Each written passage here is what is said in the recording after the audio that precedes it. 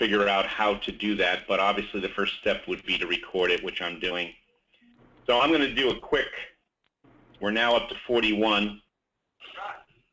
I'm going to do a quick,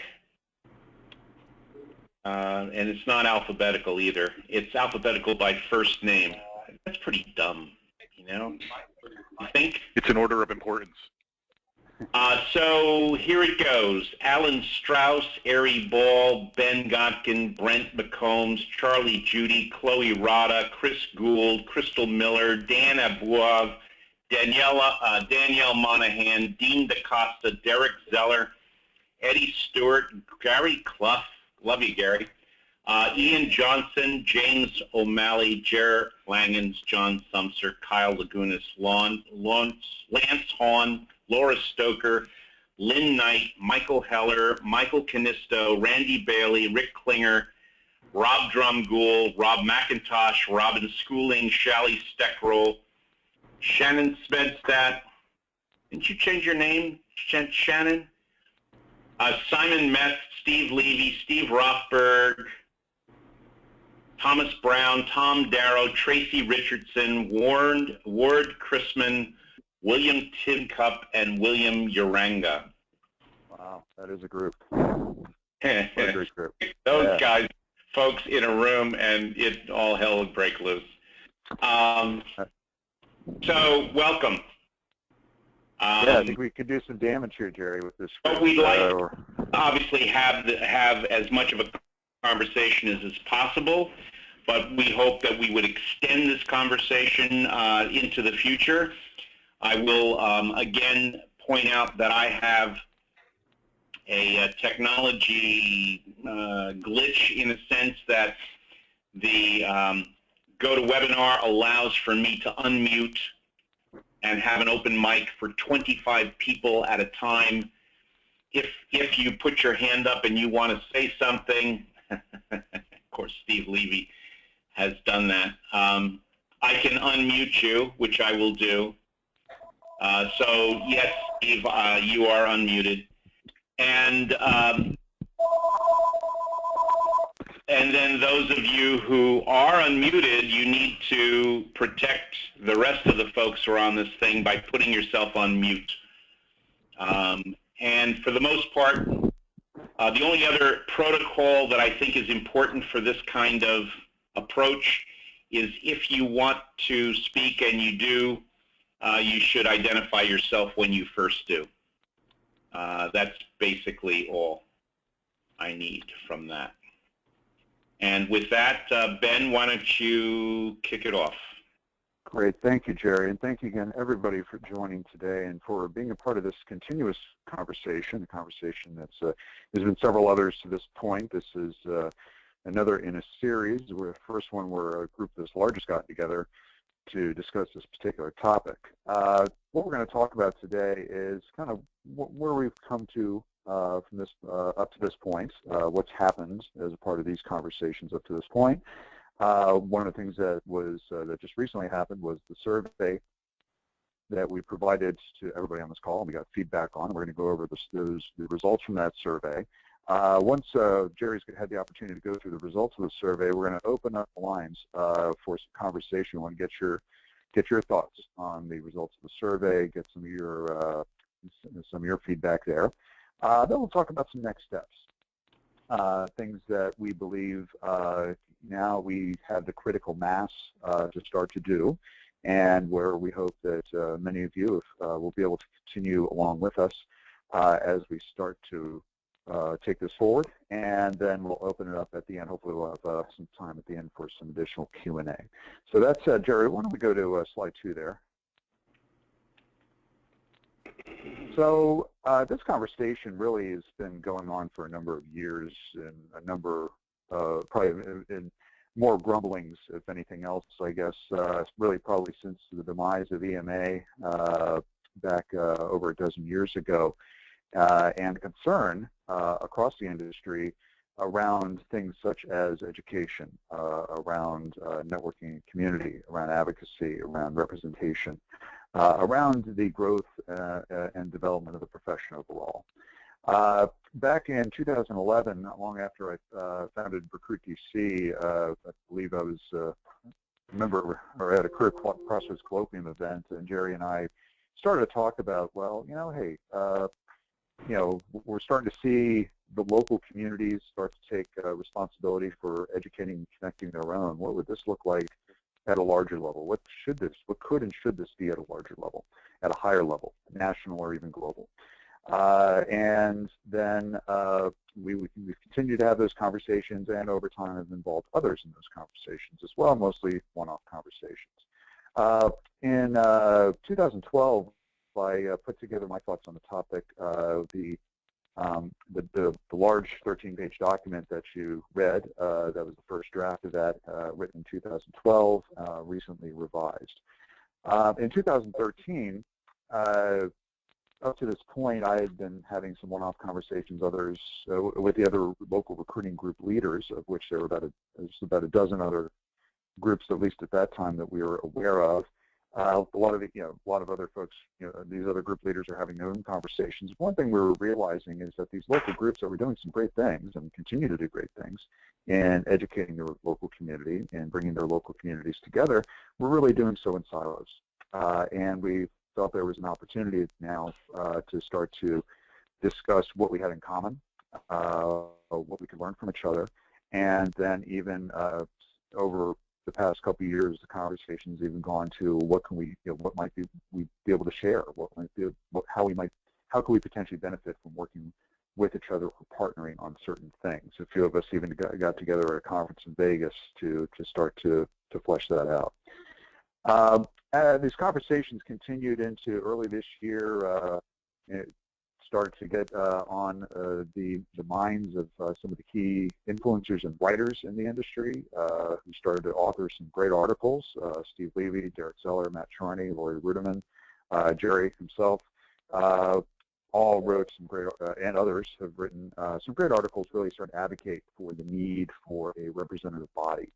A organization that can start to address some of the real issues and some of the real pain that we have in our profession, again, around how recruiters are educated and developed, how issues around ethics, issues around how the perception of our profession, issues around the connection of different areas of our profession to each other, and how our profession is represented within the business community, to government, and so on. And then it was probably mid-spring that Jerry and I felt that we were really starting to see enough critical mass that it made sense to really start to get some meaningful conversations going on this with some top leaders in the profession. So on May 13th, Jerry and I held a call with about 10 other corporate leaders and some industry influencers, started to talk about the topic at large, and that was a great conversation. A month later, June 18th, we held an additional call with the leaders of 8 of the other regional recruiting groups, and started to talk about, in particular, how the local groups could benefit through an affiliation with a larger organization. And that was a very interesting and useful and productive conversation as well. We followed that up in July with the survey that we had put together. Jerry sent out to over 250 recruiting professionals and leaders across the entire recruiting ecosystem to get their feedback on what this organization could potentially be about, what things we'd want to focus on, and really start to get some feedback across a broader swath of the profession. And over that time as well, at conferences that have happened over the summer, through one-off conversations over the phone, Jerry and I have continued to have additional conversations with other top leaders about what this could potentially be. So that gets us up to today. And we feel that, at this point, we have, for those that we've reached out to, we've had very, very few people that have come back to us to say, no, this is a bad idea, don't do this. The consensus from most everybody we've spoken to is, yes, this could be a great idea. a number of people have voiced their concerns about what this could be. And at this point, we believe now that we've gotten enough feedback, and we want to continue to get feedback. We want to continue to listen here to ultimately shape something that will advance this profession based upon the way that the members of the profession want this to go in as much of a consensus as we could possibly get to.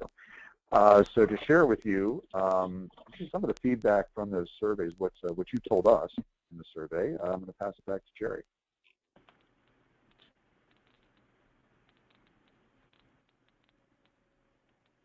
You just go to the next slide there, Jerry.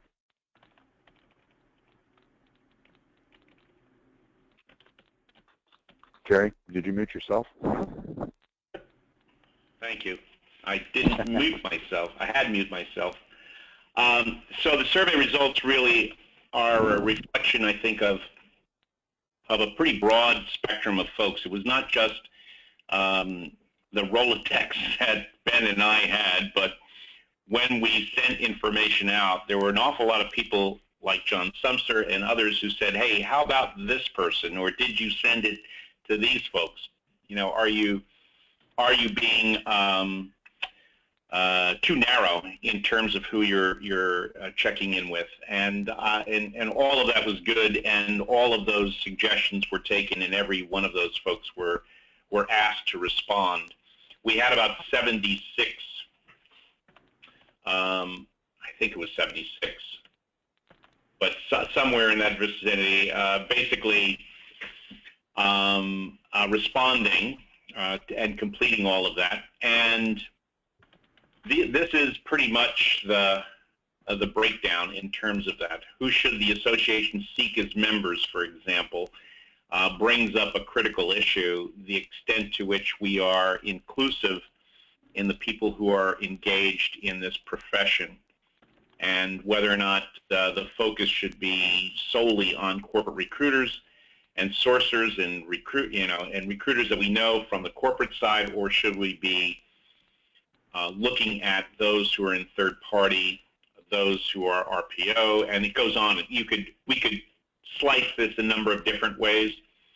This is the way we sliced it at this point, but it makes the point, I think, that there isn't universal agreement that we should be inclusive with anyone who has an interest in recruiting, but at the same time, we're going to have to figure out how people would demonstrate then what they have or what they don't have in terms of whatever we come up with. I think, Ben, you had comments along the line. You want to weigh in on some of that? I have a slide later around the common themes, and I'll make a comment when we get to there. Okay. This question, in an association if an association include members from multiple categories, would you be in favor of different classes of membership? So one approach to getting at that. And again, you can see there's not universal agreement. But the bulk feels that whatever we do, people should perceive themselves as equal, and be able to weigh in. I think the critical issue is the extent to which and where associations have failed in the past, where they become exclusive and where either a clique within a particular framework, or where vendors, for example, begin to dominate an association that's devoted to the profession itself. And so there needs to be mechanisms in place to make sure that that is not done. How important to the success of the association is having agreed upon ethics standard that is developed and accepted by members and enforced consistently. And that was a carefully constructed sentence. And you can see that to some extent, while not universal, the bulk of the folks dealing with that view some baseline that is necessary in order to be perceived as a profession, and in fact it needs to be enforced. And I think there, in some of the side comments that people made, it was clear that this is an area of concern, not only in who is doing the enforcing, but the extent to which we can come to some agreement around that. And that is obviously a standards that may not be as obvious as we want, but probably should be something that comes out and gets agreement from the members. How important to the success of the association is having agreed upon standards of measurement that are developed and accepted by members. And there are people on this call who basically would fall on the sword on that issue. No question in my mind as well. For me, I am a fan of building standards, but doing it by consensus. And fundamentally, they can range in a variety of different ways. But in the end, that's what you're holding people accountable for. And the ability for a professional association to be a neutral place where that conversation can take place, we think is probably what I think is probably one of the critical things that I would want in a professional association, where conversation about what is a standard becomes an important issue. What other issues should an association for recruiting take on with its members? And this is basically the kinds of things that came up. There are a whole bunch of others as well, but the bulk of them range from national conference, library of content, peer-reviewed, defining the body of knowledge, establishing, cultivating existing local member communities, testing that body of knowledge. So the issues around certification are less a priority in terms of where we would go, at least initially, and more critical would be the ability to bring together and curate content in ways that would be valuable to the broadest group of members. So Ben, you want to talk a little bit about some of the common themes in here? Yeah, so yeah, there were some great comments that went along with the selections that were made in the survey, and wanted to touch on some of those as well. One of these relates back to that first question: is who should be involved? There was a very vocal portion of the survey respondents who had a great concern about the involvement of vendors, of third parties in this, and saw this as ideally being a place that would be for corporate recruiters. But I think that a lot of that is based upon how, particularly at conferences or through other communities that have been built in the past, how they've operated in the past. And even going back to the days of EMA, where you know, a lot of the downfall of EMA came through a vendor-dominated, what became a vendor-dominated community. And I think that in the discussions that I've had with other people around this particular concern, I think that you know, one of the things that we want to be looking at here to address that is, I think we've also had people say they also feel this should be inclusive, and that this needs to be, as Jerry mentioned, a level playing field, a safe place where everybody involved within the industry, within the profession, can help to grow and build a profession. And let's face it, many of us throughout our careers move from corporate to third party to vendor, to, you know, across different baselines, and you know, so I think that if, you know, as we look to address this particular issue that some people feel very passionate about, I hope that one of the goals we can look at is how can we make this inclusive in a way that is not threatening and not a place where people feel like they're simply being sold to. Also in the comments we saw, you know, reflected in the survey results as well, the interest in building ethics, but there were certainly concerns around how you would actually enforce ethical standards. What enforcement mechanisms would exist? It's a valid question, and you know, something that I think that just as important as developing the ethics are going to be, how do we address the ethics when there are those who are unethical? So that will definitely be a major issue. There were comments around membership. What would be the value of being a member of said organization? That value needs to be very clearly defined, especially if there's a dollar value that goes along with individual or group membership. And so one of the things that Jerry and I have both believe very strongly in, and we know many others believe in too, is this is going to be this needs to be a nonprofit organization that is highly transparent. It needs to be highly transparent in terms of how funds are spent, and in terms of the value that one gets for the money that they spend on membership in this said organization. So that value is yet to be defined, but must be defined, and will be critical to the launch of this organization. There were some concerns around, particularly the document that they reviewed, and it was meant to, when it was written, to be all-inclusive of all the things that this organization could address. But absolutely, it needs to be prioritized. There's no way that we could possibly do all of that at once. What we would like to see is the community help to identify the profession, and those who represent the profession as a part of this, help to define what their priorities are. And so we absolutely need to prioritize. We'll be looking for the community, for the profession, to identify which areas deserve the highest priority. Next one is around, there's a lot of other organizations out there around recruiting. I mean, SHRM in itself is certainly to this point had a role. Organizations like NACE have played a role with college recruiting.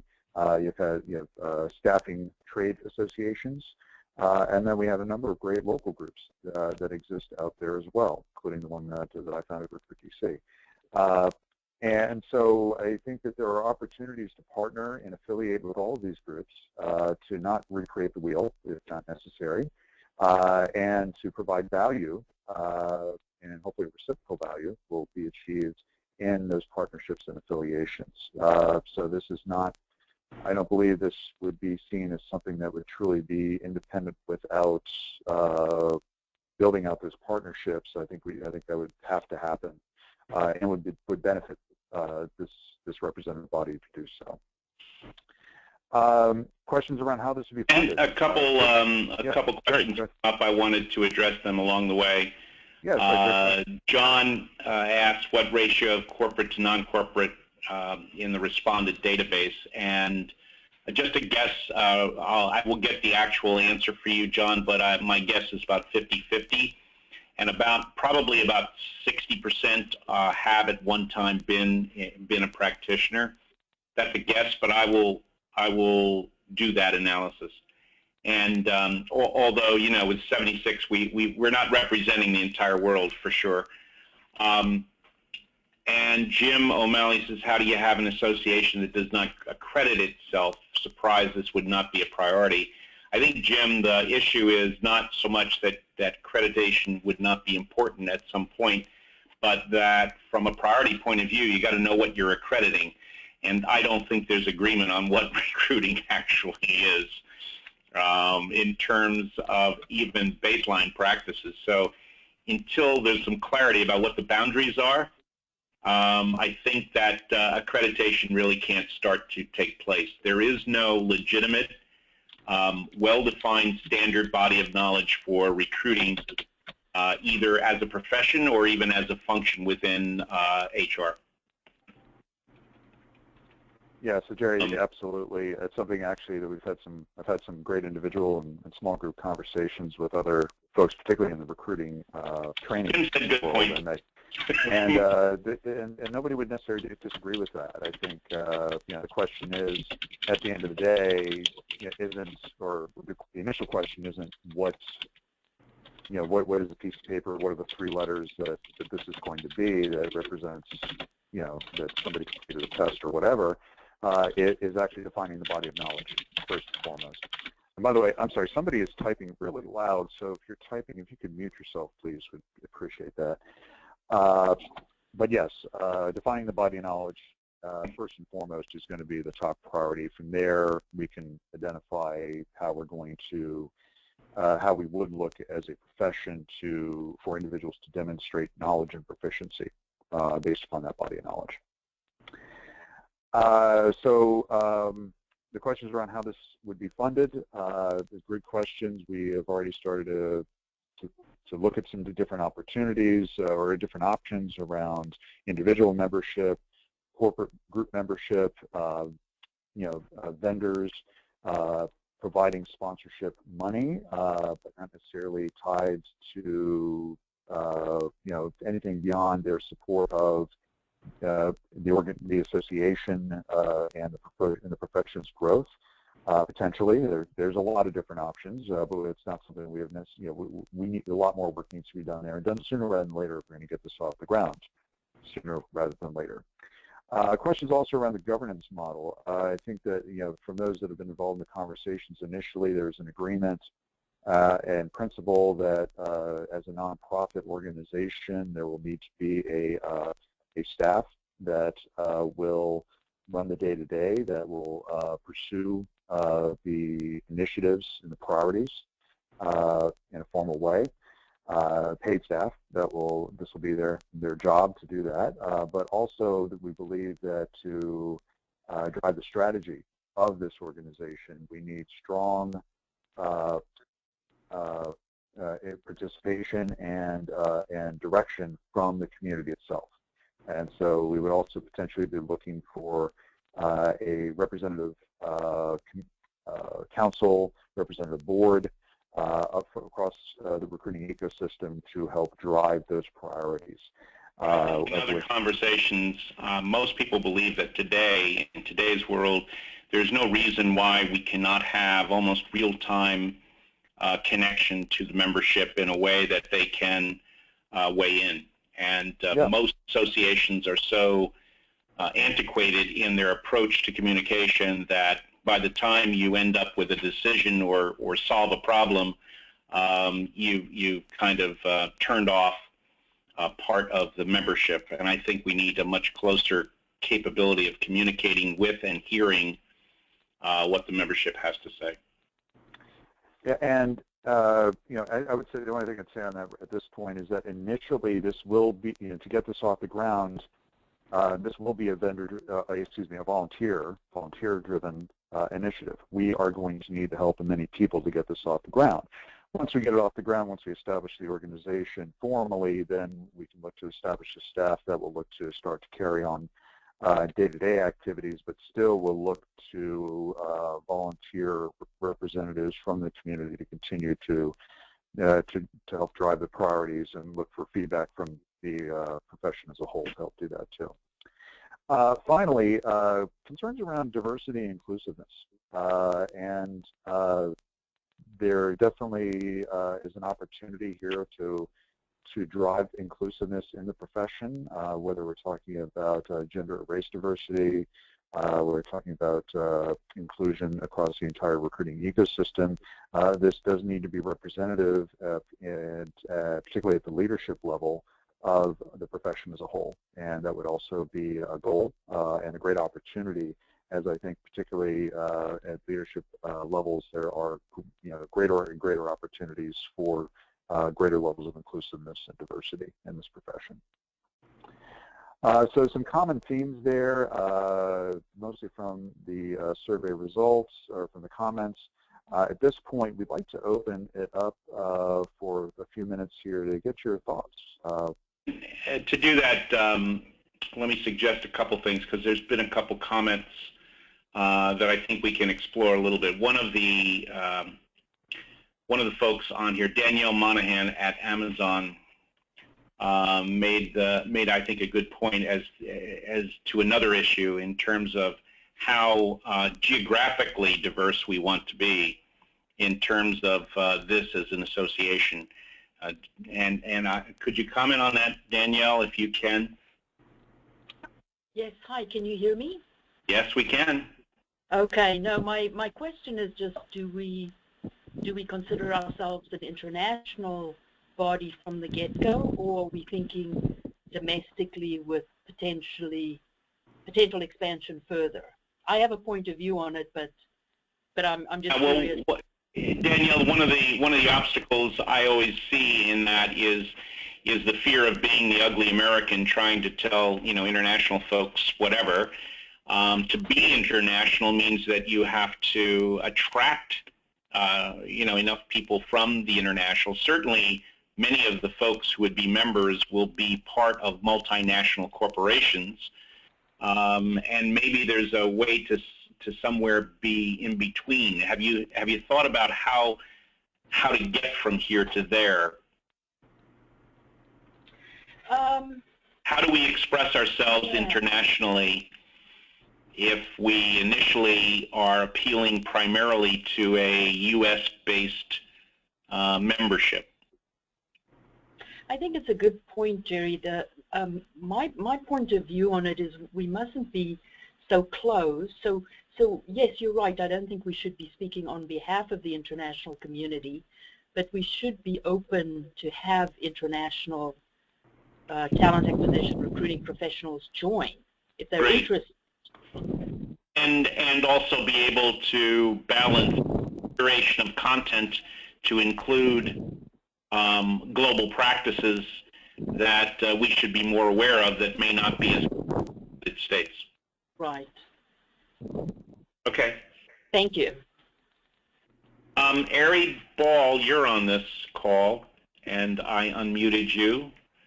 Any thoughts from you relative to Sodexo and some of the responsibilities that you have?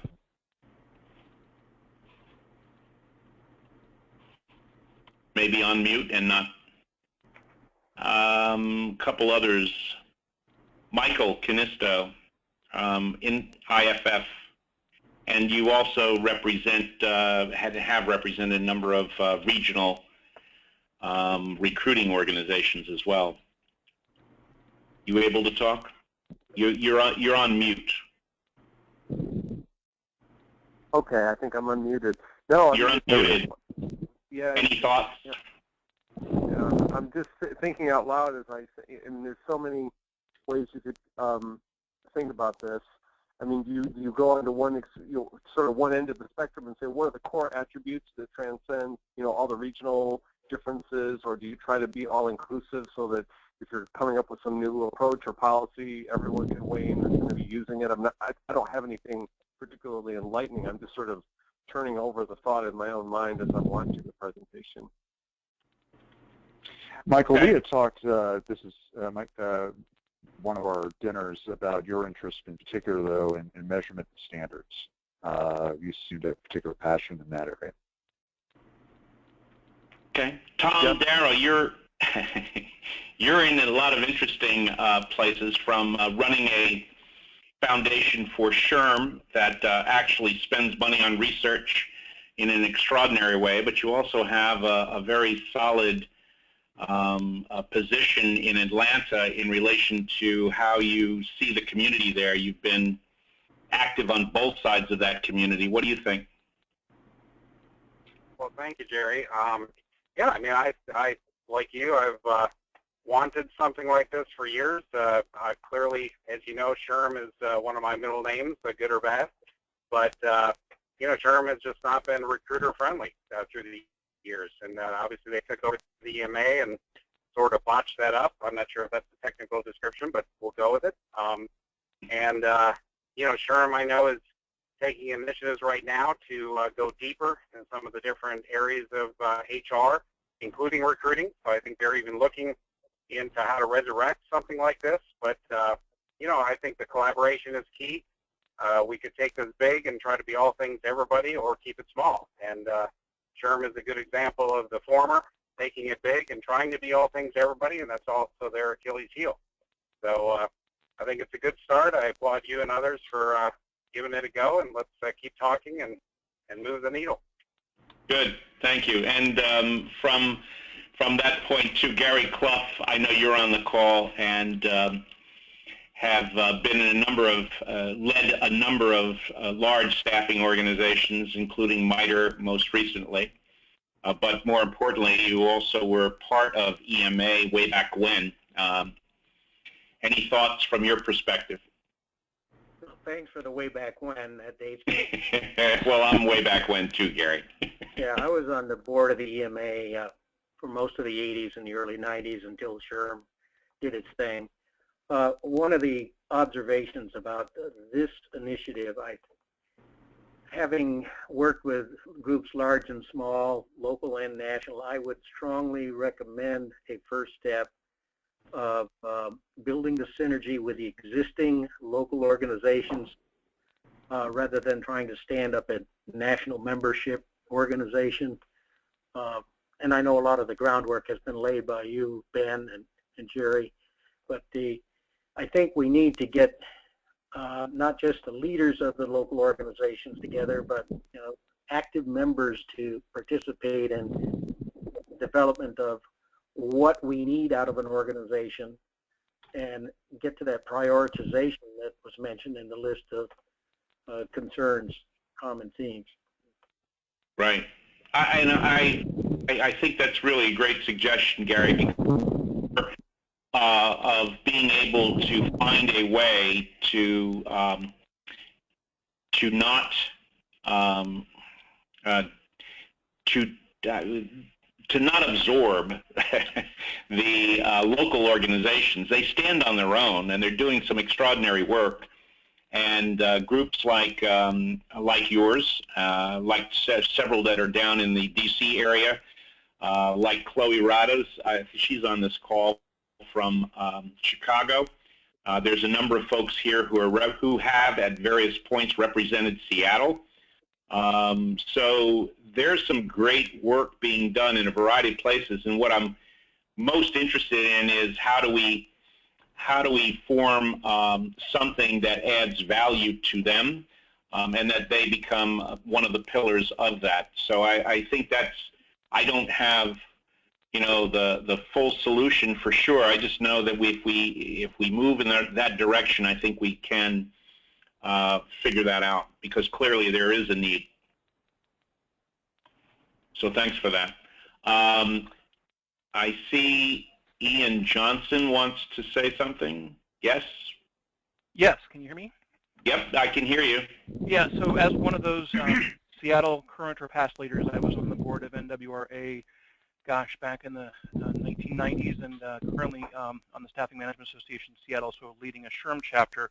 I think part of the opportunity, and I think part of the decision point, and you guys described that when you say don't boil the ocean, but I think it's understanding what the value proposition is of joining or creating this. So what are the 2 or 3 key deliverables? And then thinking about the mechanics of it. Do you want to have a sole purpose organization, or as I think I heard Matt describe, ultimately have the independents essentially also be able to affiliate with this organization? So Washington, D.C. Recruit, for example, could be affiliated with this new PRA association. Is that the intent? Yeah, what I think in my mind, without thinking about the details, which I think are obviously going to be critical, I want to see something where there is an association, more of a true federation of those kinds of groups. And I do think that a number of people across, for a variety of reasons, may not associate with a local group and may also want to participate at the national level. But I think there should be ways to encourage individuals who are in various regions to have and build connections in their region and or city, whatever. So I think that's got to be there, and we're going to have a compelling value proposition that says the local group that's affiliating will in fact gain more at that local level in terms of either content curation or additional opportunities or some kind of service or whatever else can be brought to bear that would add value. I can think of a number of things that we could put on that table, but I think in the long run, we're going to have to find those that we all agree would make obvious sense and are a priority. So I thank you. Jerry, I'm looking back at my notes from our call in June with several of those recruiting groups, and definitely were concerns addressed or discussed around forcing a particular structure, creating bureaucracy. The one thing that we're not interested in certainly is replicating a SHRM chapter model. And so, again, the value proposition needs to be there. The group should be able to continue with the great things they're doing autonomously. But again, at the same time, these groups also recognize the potential value that might come through shared services, through access to sponsors, broader than what they might have today, a vetted speakers bureau, further ideas for content and for format. So we've had some interesting conversations around that so far, and absolutely want to continue to go down that path because I think, as Gary had mentioned, and Ian, addressing your concerns as well. We have a strong base, organized base already out there in a number of major markets, and even some smaller markets. There should be shared interest in a national organization or international organization and the local organizations to find affinity and partner in some way, shape, or form. Great. And Jerry, I'm thinking we want to get through the next steps, and then we want to have some time at the end for Q&A. If we definitely want to go to the next get more comments. Yeah, actually, jump 2 slides ahead. So just being sensitive to time here. Okay, so next steps that Jerry and I have discussed, and again, these are just some initial thoughts here, but in our view of what it might take to, or what it probably will take to get something off the ground sooner rather than later, we'd like to start with taking advantage of one of the local or one of the national conferences that are coming up this fall to get people together for a day potentially. Right now, we're looking at some opportunities in October, probably mid-October, and so stay tuned for that. We hope that we'll get an announcement out on that as soon as we have a date and a location, and hopefully many of you will be able to join us. We would also appreciate if anybody, and there's a lot of people on this call who are either speakers or attendees at a variety of conferences this fall, if you can identify one that you think a lot of interested people might be able to go because they're already planning to go and would be willing to spend at least a couple hours having a conversation face-to-face, I think that would give us more opportunity to ensure everybody has an opportunity to provide some input, and that we're moving in the right direction as things go on. So send to Ben any conferences that you think might be core for that. I thought that HR Technology has a potential, in part because it's in Las Vegas, which is a little cheaper to get to. But there are others that may be useful, and we're more than happy to examine. But we think one of the issues would be along the way that we really need a little bit of a face-to-face with those who have the ability to do it. Right. We also would like to start putting together some volunteer working committees that can work together virtually and start to do that sooner rather than later. And so we've identified some initial working committees that we would look to start to give some input into what it would take, or what the governance of this organization should look like, how this organization can be funded and financed, how this organization should pursue its legal status, particularly a 501c status. There's different options based depending on the goals and the value proposition of the organization, and also a PR and communications committee as well. How are we going to start to position this organization? How are we going to start to communicate this on a broader scale? And you know what? We need a good name for this organization as well. We've thrown out TAPA, we've thrown out PASTA. Gary Clough is the master of acronyms. Maybe he can help out with that as well. But we do need a good name for this organization as well, and hopefully the PR Communications Committee can come up with that. So if you could please, if you're interested in participating in and or leading one of these volunteer working committees and willing to devote several hours in the coming months to doing so, if you could please let Jerry and I know, and we can start to form those committees. Let Ben know. My email structure doesn't work really well. But, we'll give my email address at the end of the call. Okay. The other thing I want to make a point on is everybody who's invited to this call not only participated in that survey, but in fact said that they had an interest in helping out or pursuing weighing in on this whole thing. So all of you are, from my perspective, volunteers, and I think that I would love to be able to see what it is you would like to volunteer for. So if what we've set up here doesn't fit what you really want to be involved in, and maybe it's at a different time, send Ben a note and say, hey, when we get to this step, I really want to participate in that, whatever it is. So we would appreciate that. Again, we hope to, for each of these committees and these working committees overall, for those to be as broadly representative of the recruiting industry and profession as possible. So whether you're a practitioner, whether you're a vendor, third-party recruiter, again, we hope to get a very representative committees formed out of that. Once we start to get a better sense of what this can and should look like, then some things can start to happen, such as formally establishing a 501c, establishing formal structure and governance of the actual organization, identifying initial funding sources and setting up everything from a bank account to ways to get money into that account to fund and be very transparent in funding specific initiatives. We believe that there could be an opportunity for charter membership. Again, we're not exactly sure what that would mean yet, but we want to potentially look at the options around that.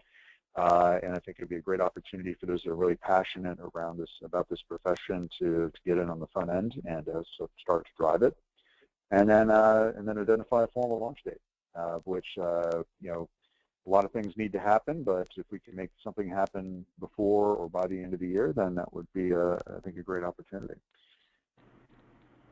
So that said, we have a few minutes left here for additional Q&A. And also, Jerry, if we could, I'll say what my email address is here, but if you didn't quite get it, Jerry can provide it as well. But it's we use my Gmail, bengot24. That's BENGOT24 @gmail.com, and you can send your emails there. Why don't we open back up for a few more questions in the time we have remaining, Jerry?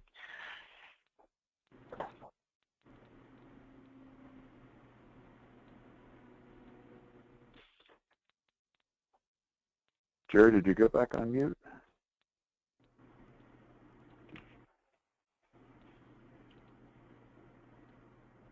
I see your mouse moving, but I can't hear you. Hey, Ben. Yes. Okay, for those of us who didn't catch it the first, 2-3 times you said it, could you repeat your email address one more time, please? Oh, okay. I'm sorry. Who's that? Crystal Miller. Oh, hey, Crystal. Okay, yeah. That's B as in boy, BENGOT24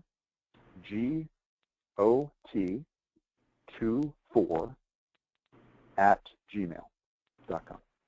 And other folks who have their hands up or have had it up, Tom Brown from Fifth Third. Yeah. You can hear me? Yeah, can hear you, Tom. All right, just want to let you know I'd be happy to be a resource when it comes to affiliation or alignment with local chapters and or SHRM. I worked on that for about 2 years trying to do that with EMA and unsuccessfully, but I'm happy to share the outcomes. Great. We may need that. Jim O'Malley, you had your hand up, as does Alan Strauss. Jim, you're on mute. You have to unmute yourself. And Alan? Yep, can you hear me? You have something to say? Yeah, this is Alan Strauss. I want to just throw out something, if that's okay, about affiliating with local groups and the association with SHRM. I was really excited when reading the documents, which were fantastic. These documents were fantastic. I thought they covered everything. But the part that really excited me was to do something a little bit different and to sort of try to break away from HR, try to break away from the way recruiting in the talent acquisition industry is being perceived out there in the marketplace. And I think it's not just affiliating with different groups, but maybe the right groups, and just being careful about how much Me Too-ish it will be if you just start bringing a lot of the current thinking and the current groups together in trying to roll it up into one. So I don't know if that's making sense now, and I definitely don't want to throw a wrench into everything, but I do think that, you know, one of the biggest challenges is how recruiting is perceived by, you know, the rest of the industry. And I think some of that gets based upon the way it's still seen as like an HR function and so forth. So just something to throw out there as you're starting to put this together. I definitely don't want to create more work or change things too much, but just a different perspective to think about.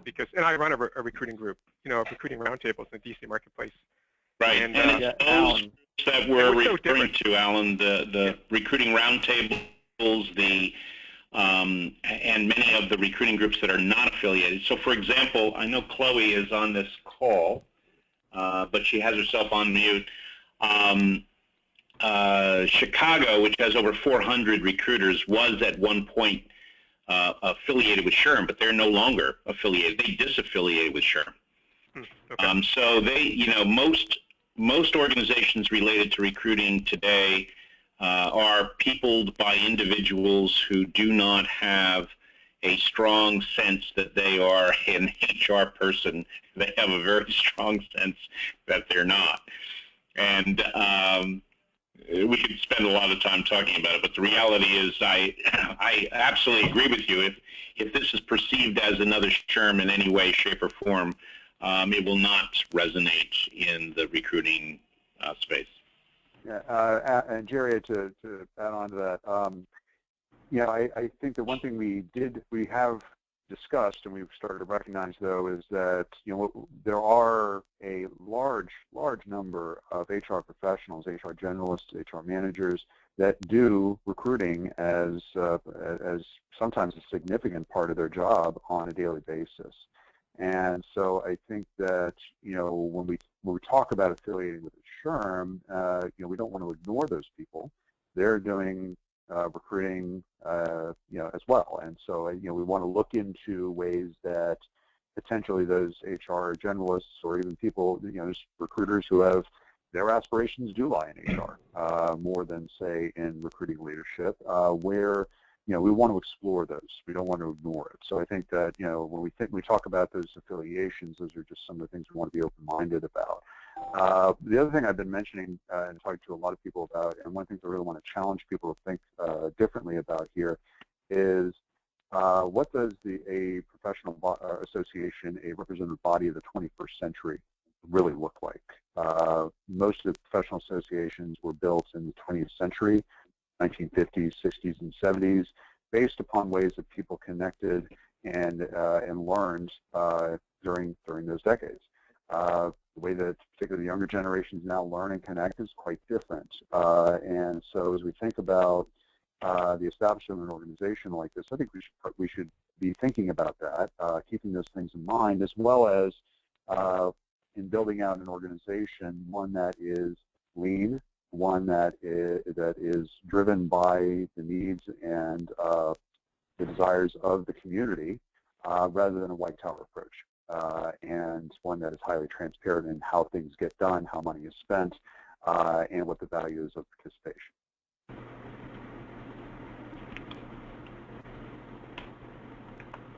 We're coming up to the end of the hour. If there's a couple more questions or comments that people would like to make, happy to. This is Simon Myth. Yeah, Simon. Yeah, in response to the last gentleman, I think the whole concept of getting together as a group at a conference is so old school that an approach that just doesn't attract me, and I'm pretty old school. I think if we consider virtual meetings as the predominant way we do it, that's how business gets done these days. I think it's more efficient. It's way more inclusive. We could include people internationally from the earlier speaker who appeared to be from South Africa, unless I got that wrong. So my vote would be virtual everything, and let's just table getting together in person in one particular physical location. Yeah, and what I hear you saying, Simon, is that the core should be around that virtual capability, and that obviously enhances the ability of people who are in other countries or geographically diverse to be able to participate in an ongoing way. Agreed. Right? Yeah, agreed, and it would distinguish us as a new group, taking a modern approach that is inclusive of all, as opposed to same old. Right. And one of the, for me, Simon, one of the examples of being able to do that is we have probably 40 of some of the strongest networkers on this call in the country, for sure. And at the same time, it was not chaotic. Most people are lurking, but people are able to have a conversation. This is, in fact, an open mic with a very primitive tool, and I think we can certainly find ways to explore using the technology for online communication and sharing. I think that's powerful. And it's recorded, and Yep. think how many people can listen to the hour of recording around the world and put their hands up. I agree. Thank you. Welcome. Thank you. Anything else? You want to bring it to a close there, Ben? Yeah. Again, this is just another of a series of ongoing conversations. We want to engage more and more of you. I've already checked my email. A number of you have already raised your hands to volunteer for specific working committees. So thank you for doing that, and keep them coming. This is very exciting. We stand right now at a place where we collectively can can do something. I think it's pretty historic. Something that's going to change this profession for the better. Something that is going to change, hopefully, the perception of our profession in the business world, and as well as help better develop and grow recruiters out there today and future generations to come. So I thank you, all of you, for your interest, your participation to this point. And again, we're just getting started. So stay tuned. Much more to come.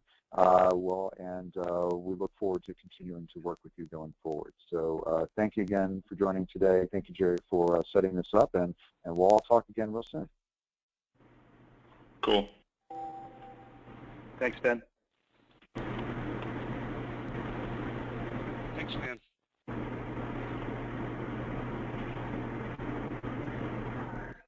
Thanks, Ben. Thank you, everybody.